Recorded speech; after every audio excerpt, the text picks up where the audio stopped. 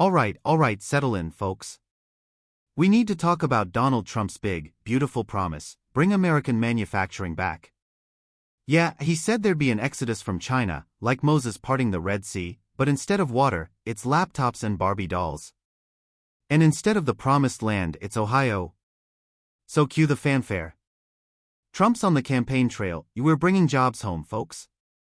Big factories, bigger hair, huge, tremendous reshoring. And companies are like, sweet, let's pack our bags. But here's the punchline: most of them didn't. They're chilling in China like tourists who thought they were visiting Rome but got stuck at the airport. See, the problem isn't loyalty, it's tariffs.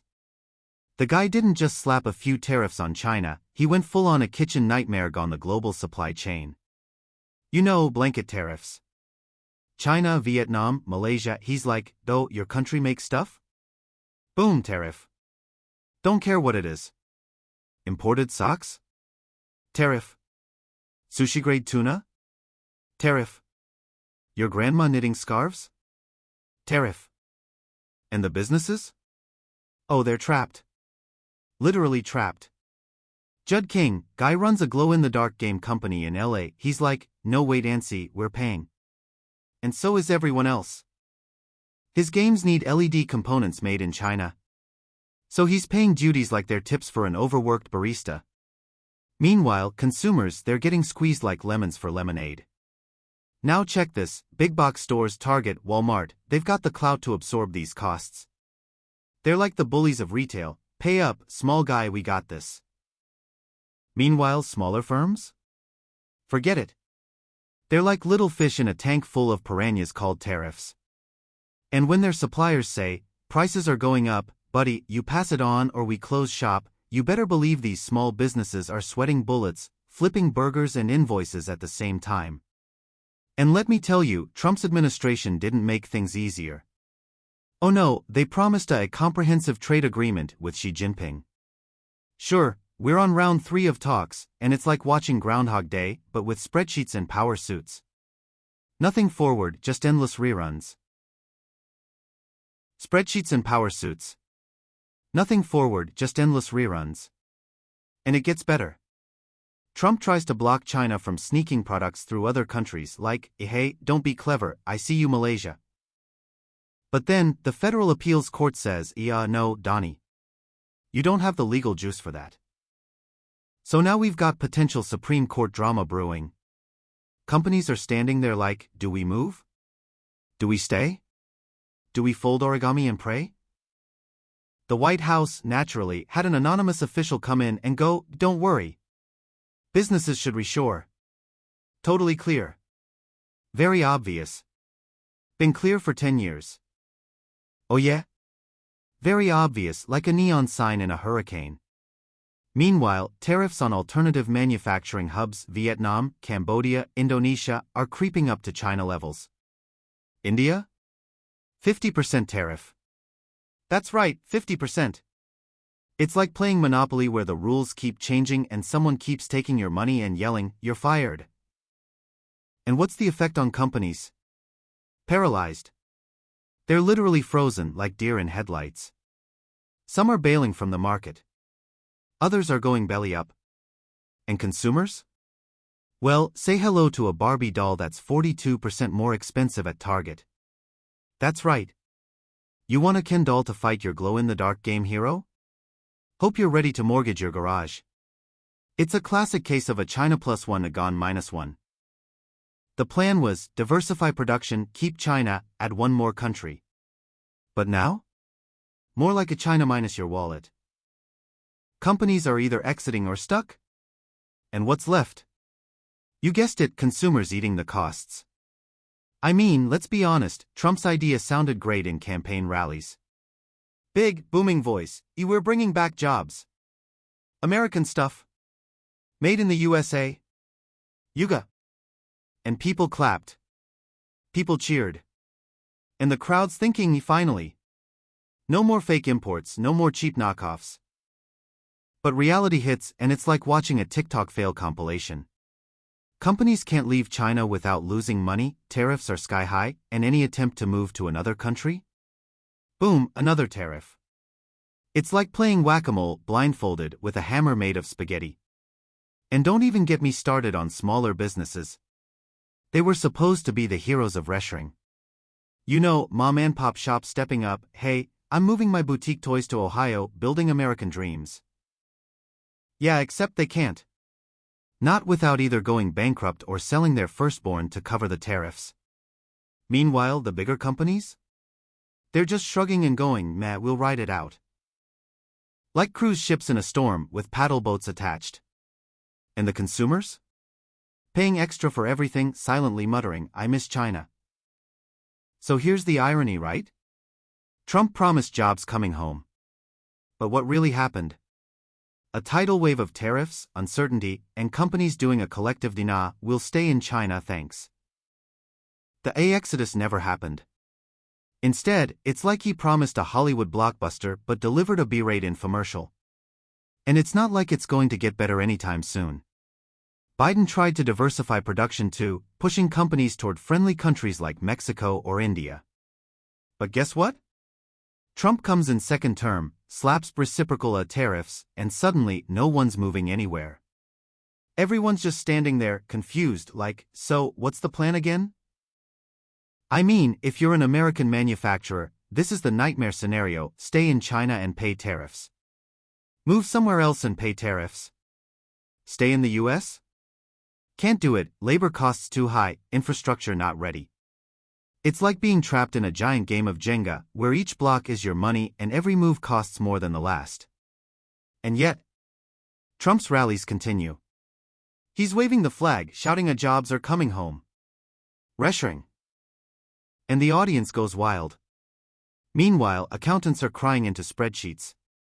CEOs are Googling how to legally stay in China without getting sued or paying more taxes. And the consumer? Well, they're just watching their wallets shrink like cheap socks in a dryer. Ladies and gents, pull up a chair or, just stand there like the rest of us pretending to understand health policy, because we've got a doozy tonight. Yeah, we're diving into Trump's healthcare circus, and folks, it's only been a few weeks, and already the tent is collapsing. I mean, we're talking CDC resignations faster than TikTok trends. So get this, Demetra Daskalakis, big shot at the CDC, director of the National Center for Immunization and Respiratory Diseases.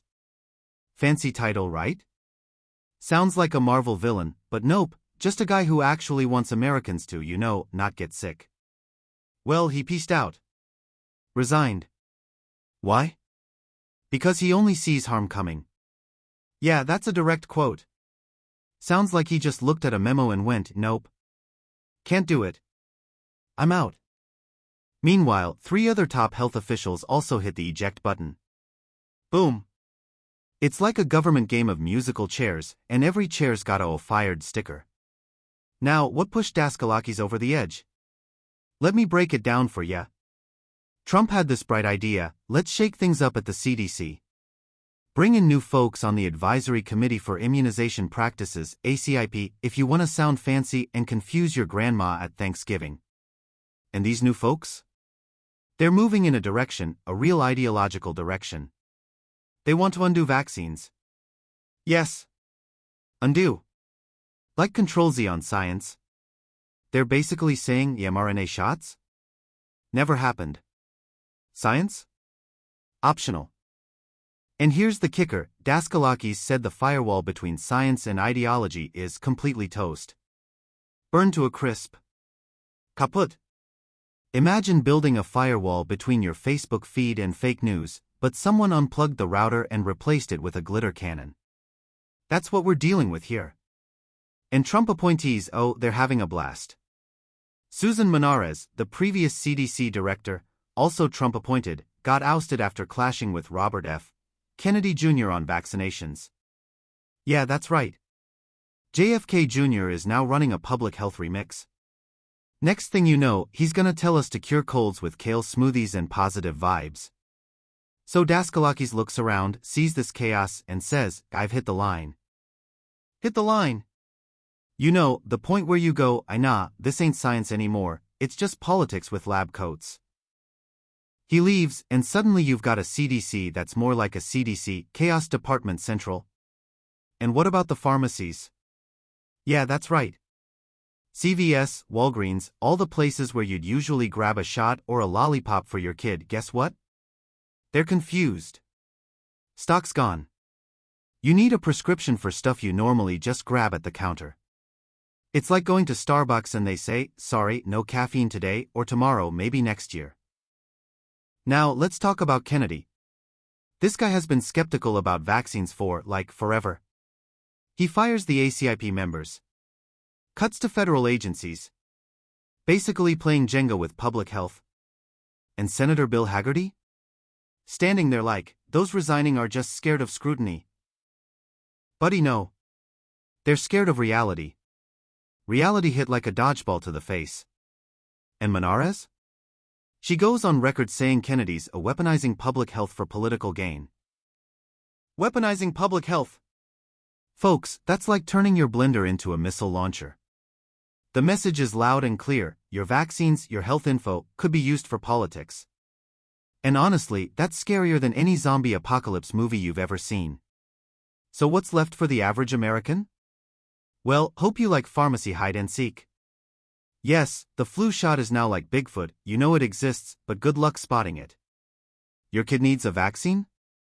Grab a map, a compass, and maybe some trail mix.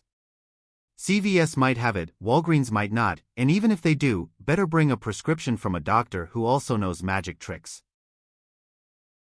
And you gotta laugh, right? Because otherwise you'd cry. It's like watching someone put together IKEA furniture, blindfolded, while the instructions are written in Klingon. And meanwhile, Trump's people are saying, don't worry. We're bringing innovation. New health policies. Very clear, very simple. Clear? Yeah, clear as mud. Simple? Yeah, simple, if your definition of simple is a chaotic, confusing, and liable to make everyone sick. So here's the scene: the top CDC folks are resigning faster than your Wi-Fi drops during a Zoom call. Vaccines are disappearing from pharmacies. And we're left with political lab coats running a science experiment with no rules. And the kicker? This is just the beginning. We're talking policy before rollout and already a meltdown. This is like ordering a pizza and the chef sets the oven on fire before putting in the dough. And let's talk ideology versus science. Science is supposed to be, facts. Ideology is like, I feel like this is right, so ignore the data. Now, combine that with Trump appointees, and you've got a cocktail called confusion on the rocks. Drink responsibly, America. Meanwhile, the public's standing there scratching their heads. Walgreens is saying, yeah, no vaccine for you unless you have a prescription, a map, and a decoder ring. CVS is like, maybe we have it, maybe it's in aisle 7, maybe it's been vaporized. And the government? Standing back, waving, saying, relax, everything's under control. Under control? Folks, it's like a toddler controlling your home budget with crayons. And here's the thing, this isn't just about COVID shots or flu vaccines. No, it's a signal flare. If top officials are resigning before policies even land, imagine the mess when things get fully implemented. It's like watching a plane take off with the landing gear still in the cabin. Oh, and you know the cherry on top? Public confidence.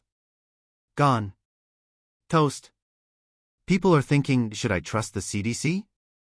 Should I get vaccinated? Or should I just hug a tree and chant? And honestly, hugging a tree might be safer at this point. And all of this in the first weeks. Officials quitting. Policies in limbo. Pharmacies confused. Citizens in panic. And Trump? Still tweeting, still smiling, still calling everything tremendous. Tremendous? Buddy, the only thing tremendous here is the sheer volume of resignations. It's like a game of whack-a-mole, except the moles are public health directors, and they're disappearing into thin air. So yeah. Trump's health policy rollout, it's like a movie trailer with no movie. The soundtrack's loud, the graphics are flashy, but nobody knows the plot. And by the time it actually premieres, half the cast has left, the script is on fire, and the audience is questioning if they ever bought tickets in the first place. Hey folks, let's talk about DC for a second. Yeah, the District of Chaos. The city that has more political drama than a season finale of The Bachelor. And apparently more flying sandwiches than lunch counters. So here's the kicker. Jeanine Pirro, yes, that Jeanine Pirro, DC's top U.S. attorney, she's out here crying into Fox News, saying a grand jury refusing to grant a felony indictment for a guy who tossed a sandwich at a federal officer is proof that the residents don't care about crime. Wait, hold up. A sandwich? A freaking hoagie? You're telling me the American justice system is now measured by the trajectory of deli meat? That's some next-level subs justice. Now this guy, Sean Charles Dunn, Department of Justice alum, because of course he worked there, why not, he allegedly yells, "I don't want you in my city," at a cop and calls him a fucking fascist. Then, like a true lunchtime rebel, he hurls a hoagie. And what does DC do? Charges him with a misdemeanor. Yeah, a misdemeanor. I mean, come on. You throw a sandwich at the feds, call them a fascist, and suddenly you're just a light snack on the legal menu? That's like spitting in the pool at the Lincoln Memorial and being told, yeah, no worries, just chlorinate it later. And here's the cherry, or should I say the olive, on the sub. Pirro's out there, all righteous, saying her office moved for the highest crime possible. Yeah, the highest crime possible, and got laughed at. The grand jurors were like, you know, whatever. Whatever. That's literally the vibe. They're not taking it seriously. They're sitting there like it's brunch, sipping mimosas while federal law collapses in front of them. And meanwhile, Trump's rolling in the National Guard like, I got this. I got this city under control. Yeah, nothing says law and order like soldiers watching people dodge deli sandwiches. I'm just imagining one of them, face shield on, ready for riot control, and a guy just spins, I catch this meatball sub, Buster. And the public? Oh, they don't care. Not a bit. They're walking around like, crime? Yeah, seen it. Try the sushi at that corner place, it's killer. Literally normalized. Crime is so normal in DC, I swear if a hoagie flew past your head, you just grab it and say, oh, thanks lunch. Pirro is out here saying, people are used to crime, that's the problem. Yeah, Jeanine, newsflash, people being used to crime is not the problem, you being bad at your job is the problem. It's like complaining that your cat is knocking over vases while you leave breakables on the counter. It's basic physics and psychology. And Trump's all over Fox touting a decrease in crime. Decrease? Yeah, if by decreased you mean people have stopped calling it in because they're desensitized to the chaos. That's a statistical trick, like when your friend says, I ate a salad today, but it's actually just a lettuce leaf hiding a double cheeseburger. The rhetoric is priceless. We're turning this ship around, Pirro says. Ship? More like a dinghy in a hurricane, trying to navigate through flying deli meats, pigeons trained as lookouts, and people texting LOL as a substitute for calling 911. And here's my favorite line, she says, the minority communities hurt the worst by crime, who were crying for help, are finally being heard. Finally being heard? Really? Sean Charles Dunn is tossing Italian sub at cops, and that's the moment people are being heard?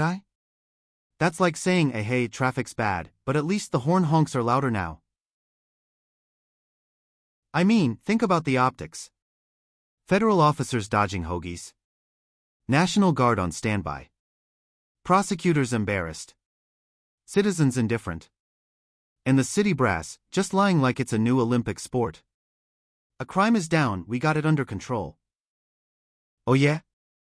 And I suppose next week, the White House is going to issue a statement, pigeons in DC have voluntarily agreed to enforce law. Crime solved. And that's DC, folks. Land of monuments, museums, and misdemeanor sandwiches. A city so surreal, even Kafka would pack his bags and move to Florida. I swear, you could make a Netflix series out of this. Call it Hoagies and Hijinks, DC Unplugged. Every episode, a new criminal mastermind armed with lunch meats, every grand jury, a comedy act, and our fearless leaders? Eyeballing the camera like, everything is totally fine. Totally fine. Like putting a Band-Aid on the Grand Canyon. And don't even get me started on the messaging. Residents don't care about crime. Nah, Janine, they care, they just care more about survival and maybe getting a hoagie on the go without a felony charge. That's priority number one, right? So yeah. Washington, D.C., the city where sandwiches fly higher than accountability, where leaders tell whoppers while literally eating lunch, and where citizens have perfected the art of selective outrage. And you know what's beautiful about comedy in D.C.? You can't even make this stuff up. The city itself writes the jokes. The government writes the punchlines. And we're just lucky enough to be eating the jokes along with our Italian subs.